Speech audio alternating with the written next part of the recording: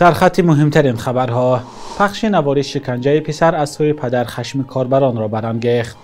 دادستان برای یک سرباز قشون‌های سرحدی 11 سال زندان طلب کرده است و مقامات میگویند که اهالی از برق قریب 1.7 میلیارد سوم قرضدار هستند.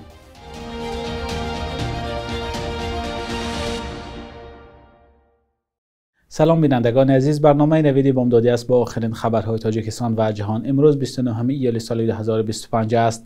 پخش نوار شکنجه یک پسر بچه در شبکه‌های اجتماعی واکنش‌های زیاد را به میان آورد. آنهایی که نوار را پهن کردند میگویند که یک پدر در شهر ترسونزاده پسرش را برای ناز کشیدن و دزدیدن 600 سومانی از خانه به پشت ماشین بسته چند متر کشاله کرده است. بعداً پسرش را به خانه آورده محکم میکند و به همسرش و دیگر اعضای خانواده اجازه نمیدهد که به پسر کمک رسانند. نورست که به اطلاع دریافتی 14-15 ساله است در خانه جان میدهد. در نوار پهن شده در شبکه‌های اجتماعی دیده می شود که پسر بچه زخمی شده است و مرد از او میپرسد که تو 600 سومانی را گرفتی.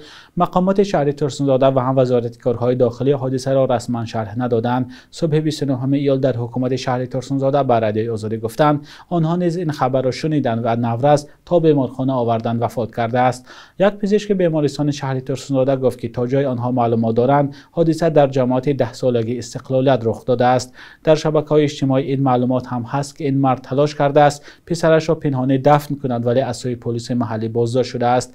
بینندگان عزیز، همکاران ما این موضوع را پیگیری دارند و تفصیلات حادثه دوام روز در سامانه رادیوی آزادی با نشان آزادی.org و صفحه ما در شبکه‌های اجتماعی پهن می شود. اگر شما هم در این باره معلومات دارید لطفاً به ما نویسید. دادستان یا ایبدار کننده دولتی از دادگاه حربی ختلان طلب کرده است که یک سرباز قشون‌های سرحدی برای مرگ همخدمتش 11 سال زندانی شود. ماه اپریل سال 2025 هنگام نوبتداری در سرحد تاجیکستان و افغانستان سنت الله قادروف از تیر تفنگ به هلاکت رسیده بود. با گمان دست داشتن در مرگ او همخدمتش اسدالله قربانوف بازداشت شده است. خانواده سرباز کشته شده میگویند که دادستان برای اسدالله قربانوف 11 سال زندان طلب کرده است. دادگاه حربی ختلان 29 ایول یعنی امروز حکم خود را در این پرونده صادر می‌کند. دادستان نظامی بعد تفتیش قضیه گفته است که سبب مرگ سنت الله قادروف از بی احتیاطی تیر انداختن همخدمتش بوده است، اما پدر سرباز کشته شده به این فرضیه باور ندارد. پدر سرباز کشته شده از رفت تفتیشات راضی نیست و میگوید که در مرگ پسرش احتمالاً کسان دیگر هم دست دارند. دادستان حربی گفته است که این دعوای پدر تصدیق نشد. مرگ سربازان تاجیک در صف نیروهای مسلح حادثه نو نیست. در گذشته هم در نتیجه تصادف و مناقشه و هلاکت رسیدن اسکران مشاهده شده است. وزارت انرژتیک تاجیکستان قرضداران کلان از استفاده برق را اعلام کرده است. در گزارش وزارت آمده است از همه زیاد اهالی از استفاده برق قرضدار هستند. به اطلاع رسمی تا اول ماه ایول امسال قرض اهالی از استفاده برق قریب به 1.7 میلیارد سومانی رسیده است.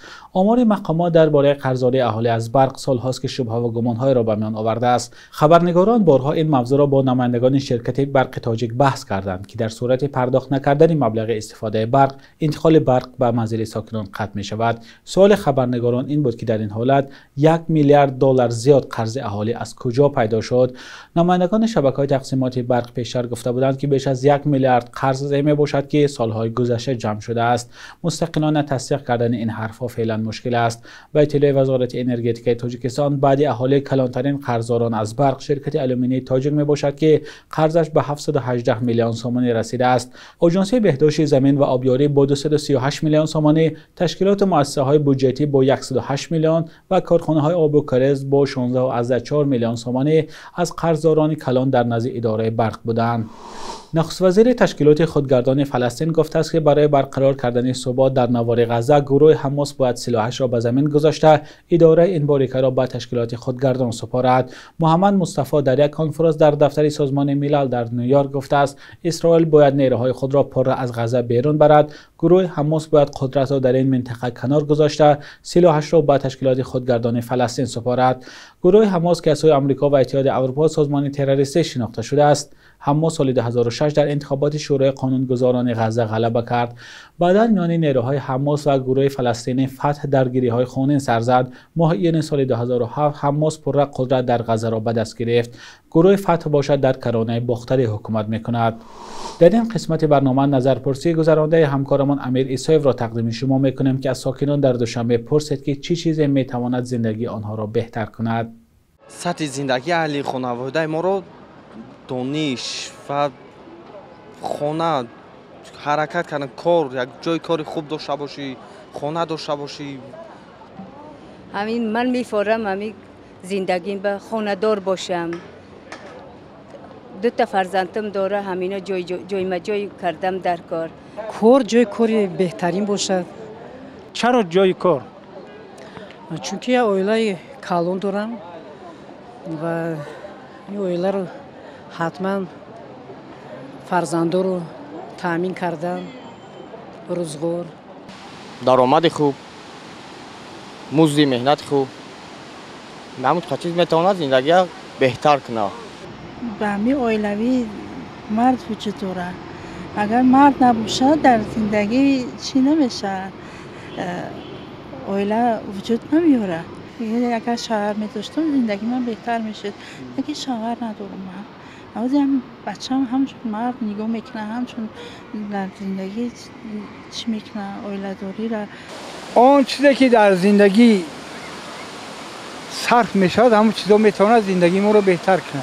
مثلا یکم نان، دوم گوشت، دوم این و همون چیزایی که در روزگار وای میشوند. و فکر من علم و معرفت باشه. چرا علم و معرفت؟ چون که پیشروی این زندگی از علم و معرفت وابسته است. اگر من دانشگاه عالی را با بهای خوب اعلا بود کنم، کار کرده سربلند دولت میشم. با فکر من مبلغ میتواند که زندگی ما رو بهتر کنه. همین پول که داشته باشی کار تا خودت پیش میبری، با یگم زود مقصد گردن خم نمیکنی، محتاج یگم کس هم نمیشی. چرا مبلغ میتواند؟ برای آنکه همه چی رو حل میکنه. به پول سخنت اثر ندارد گفتگو. پولی همه ای گپای بچم. سلامتی را با هیچ چیزی دنیا خریده نمیشه. نه با پول، نه با زر، نه با طلا، با هیچ خریده نمیشه. سوم دیگه چیه؟ چی سوم؟ دیگه سوم برای سوم جون کنده شدیم که 4 سوم یایم بریم زندگی را بریم. تمام. یا تا به پول نتیاد بخری. هم برای دهانون جون کنده و علاف دراوده و زندگی را برده شدیم. از پسی میلیون ها و از پسی پول بسیار گشتن و از پس یک بریده نان راحت جان. نمیدونم چی چیز؟ آرامی؟ یک دیگر فهمی؟ برای چی یک دیگر فهمی؟ وقتی که یک دیگر فهمی هست همش خوب میشد به فکر من. برای انسان از همه چیزی گوهر قیمت یا نایابترین این پدر و مادر است، نه اینکه مال و ملک و ثروت. برای انسان از همه چیز بهتر این پدر و مادر است. خوشبختی در نزد پدر و مادر ایستادن زیستن، همراه آنها آسوده زیستن، همین خودش ثروتی به بهاترین دنیا است. بینندگان عزیز، شما هم می توانید نظر و پیشنهادهای خود را در این موضوع زیر برنامه نویسید.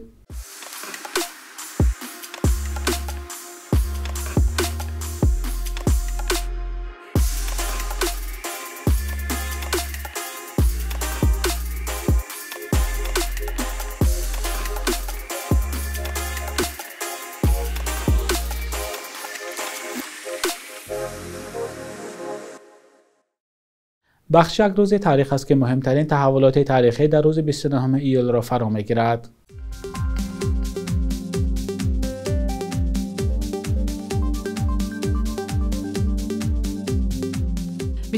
ایول سال 2018 اعضا و هواداران گروه ممنوع دولت اسلامی در نخستین حملهشان در خاک تاجیکستان 4 سیاح دوچرخه‌سوار خارجی را کشتند. حادثه‌ای که در موضع سیبستان ناحیه دنغره رخ داد از جانب خادمان حفظ قانون محلی و بین المللی از جمله آمریکایی تحقیق گردید. تقریباً تمام عاملان این حادثه کشته شدند.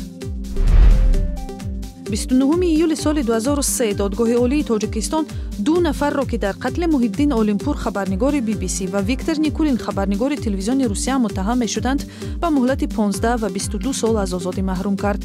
مقامات گفتند که این 2 خبرنگار با دستور یکی از فرماندهان مخالفین سابق ناظم یوسفوف که با تخلص ایشان ناظم معروف بود کشته شدند. همانا سالهای زیادی این کشتارها به جواب میماند. 29 ایول سال 2010 بازار صابر شاعری سرشناسی تاجیکی در اوج جنگ شهروندی سالهای 90 زندانی شد و بعداً در امریکا زندگی اختیار کرد به تاجیکستان برگشت. روشنفکر و یکی از پایه‌گذاران حرکت‌های دموکراتیک تاجیکستان با استقبال گرم هوادارانش روبرو شد. بازار صابر 8 سال بعد در امریکا درگذشت و در تاجیکستان به خاک سپرده شد.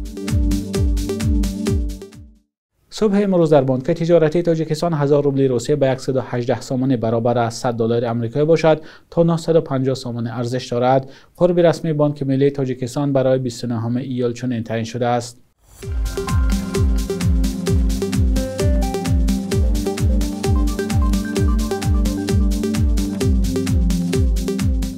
بینندگان عزیز، این آخرین بخش در برنامه نوید بود. تشکر که با برنامه‌های رادیوی آزادی هستید.